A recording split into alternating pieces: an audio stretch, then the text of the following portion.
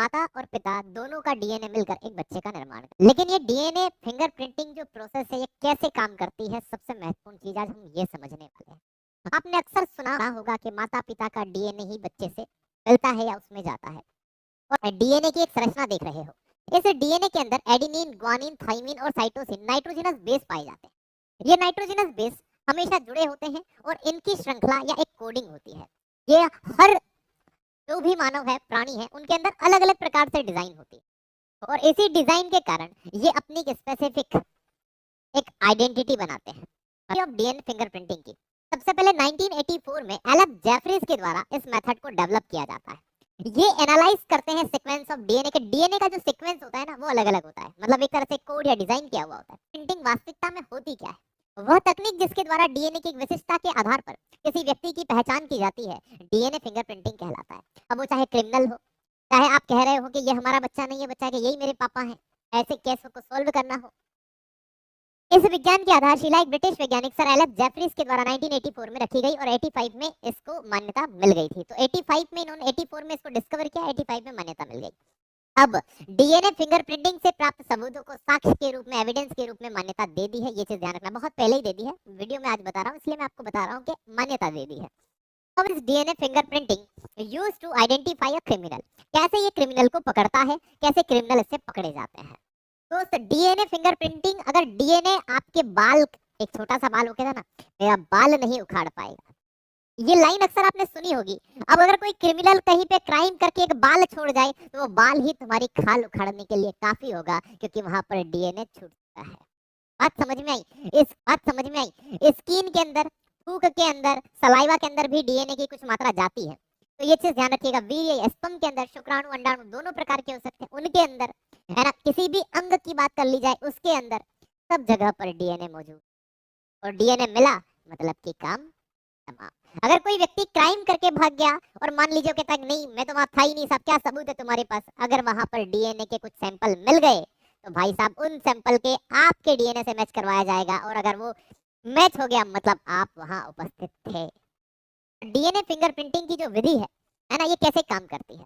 इस तकनीक में सबसे पहले वांछित व्यक्ति, मतलब जिसका डीएनए हमको मैच करवाना है, अब चाहे वो क्रिमिनल हो, चाहे माता पिता से किसी बच्चे का डीएनए मैच करवाना हो, कुछ भी हो सकता है आज के समय में, डीएनए का सैंपल प्राप्त किया जाता है।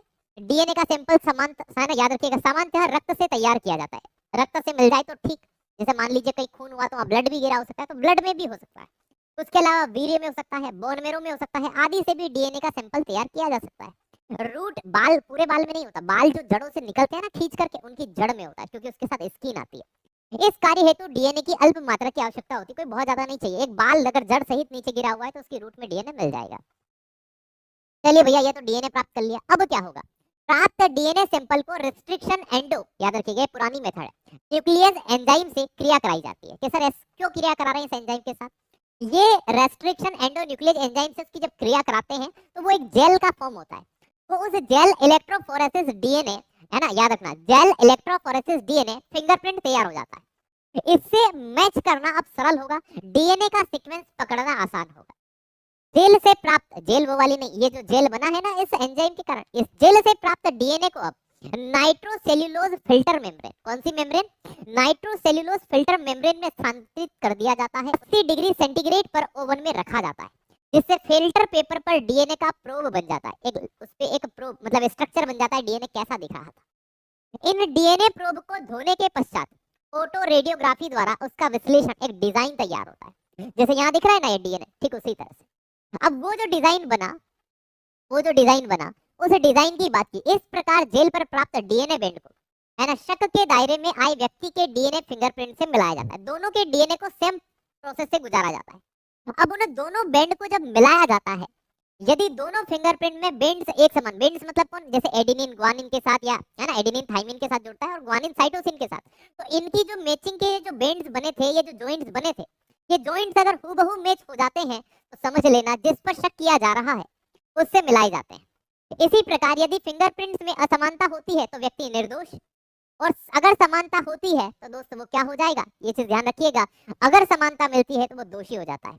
इसी सिद्धांत का उपयोग कर संतान के जैविक, मतलब बायोलॉजिकल माता पिता का निर्धारण हो सकता है। ये सर बायोलॉजिकल माता पिता मतलब समझे नहीं, बायोलॉजिकल माता पिता मतलब जिसने आपको जन्म दिया है। दोस्त समझिएगा, कभी ऐसी कंडीशन उत्पन्न हो जाती है ना, है ना, कभी ऐसी कंडीशन उत्पन्न हो जाती है कि मान लीजिए आपके घर पर एक दरवाजा पे बजा, आपके बच्चे मस्त घर में बैठे हुए हैं, बीवी, अब ऐसी कंडीशन में फिर कोर्ट के अंदर भाई वो केस लिया जाता है, कोर्ट में जाया जाता है, डीएनए फिंगरप्रिंटिंग रास्ते चलते नहीं होगी, कोर्ट में जब पहुंचा जाता है तो कोर्ट के अंदर कोर्ट निर्देशित करती है काम करिए इनका डीएनए सैंपल मैच करवाइए।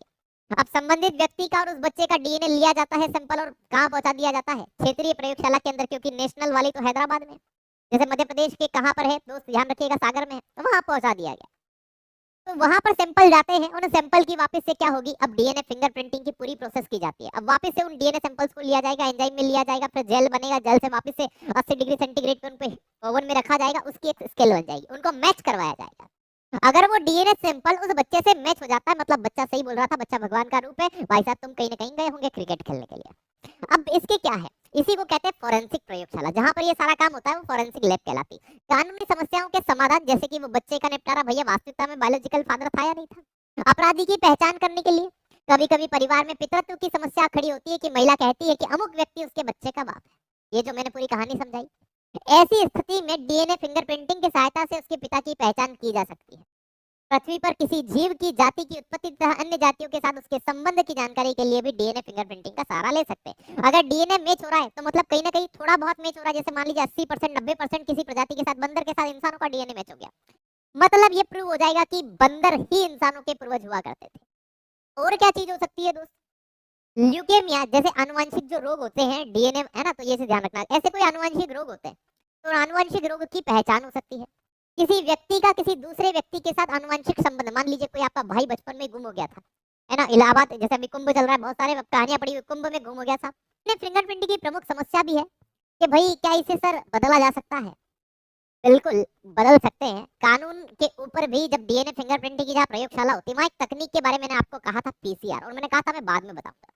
डीएनए फिंगरप्रिंटिंग की प्रमुख समस्या है कि नमूना सरलता से नष्ट हो जाता है, तो उस डीएनए के सैंपल को संभाल के रखना पहली समस्या है।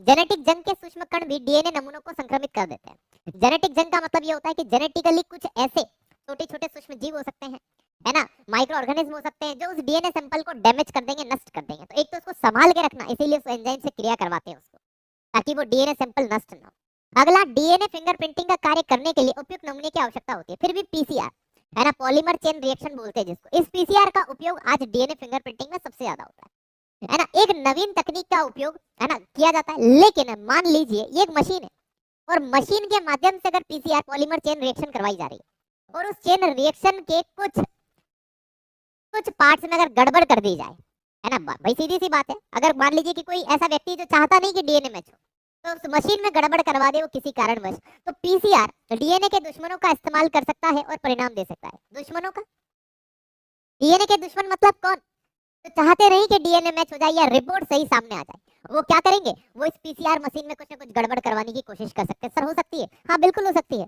बस करवाने वाले होने चाहिए।